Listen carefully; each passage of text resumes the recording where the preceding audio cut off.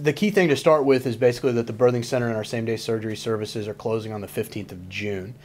So we're in a significant transition period right now. So the main focus for us right this second is taking care of the patients that we already have and that we're already tracking.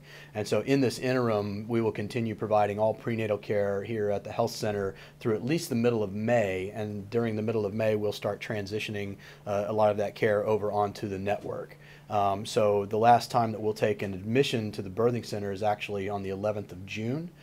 So women that go into labor after that date will go deliver at another facility. Women that go into labor before that time, as long as we can handle the pregnancy, the labor, whether it's complicated or not.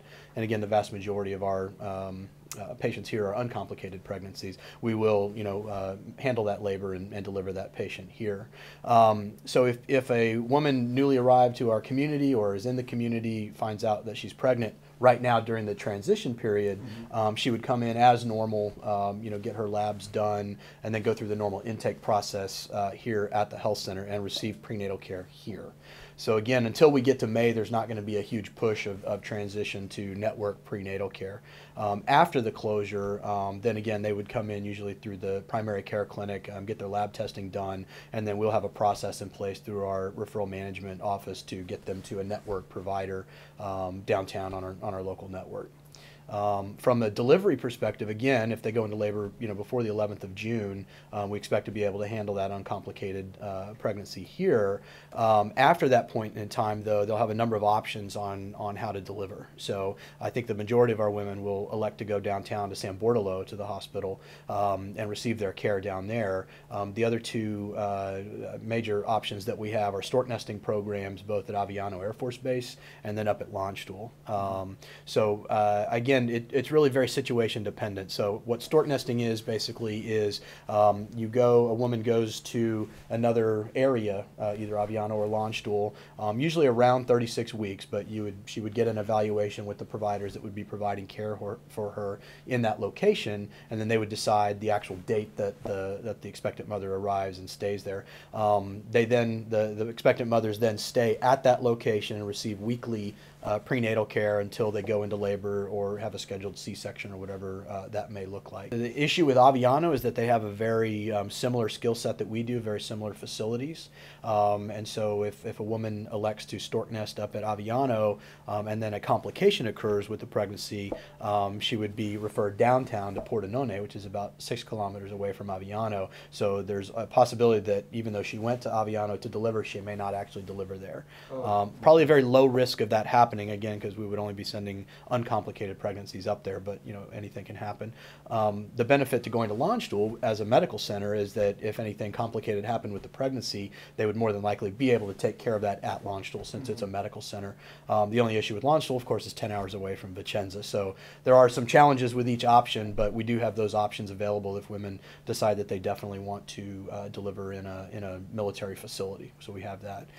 Down at San Bortolo, they've done a very good job over the last few years with mitigating some of the concerns that our patients have brought up to us. So when the birthing center was originally planned for development and construction, there were concerns, I think, in some people's minds about the quality of care that was provided downtown. There was not an epidural service available downtown. There were significant concerns with English language barrier and things like that. Since the facility has been built, or actually as the facility was being built, San Bortolo did a very good job of kind of addressing some of those issues. And so any of our women that go downtown to San Bortolo now are offered epidural pain management during their delivery. We do send anywhere from 10 to 20 women a year downtown currently for management of complicated pregnancies that we can't take care of here at the health center. And again, those women, as we're tracking, have had good experiences down there. But just to reassure our patients that epidural service is available for everyone that goes down there now. We also have a team of 5 patient liaisons, we have 8 patient liaisons that are downtown. We have 2 of them on at any particular time, 8-hour shifts, so we have 24/7 coverage and their main duties are to handle patients that come in through the emergency room and through the labor and delivery ward, to be able to handle those urgent and emergent cases, provide care coordination, and then also to provide translation services for staff downtown that might not speak English well enough to communicate as they would like. We also have a hospitalist. One of our American pediatric doctors spends every morning 5 days a week down at San Bortolo rounding on our patients to ensure that they're receiving the care that they expect, and also to be able to handle any issues that might come up, make explanations further for explanations of their care that's going on. So that's a great service that we have down there. I have absolutely no concern about the quality of care downtown, either at San Bortolo or at any of our network hospitals. I would tell you that the experience of care is probably a little different, and that's just a cultural thing. So that occurs in Belgium, that occurs in Germany, that occurs in Italy. Our expectations of the care we receive as Americans is a little different than the care that is provided in most European countries.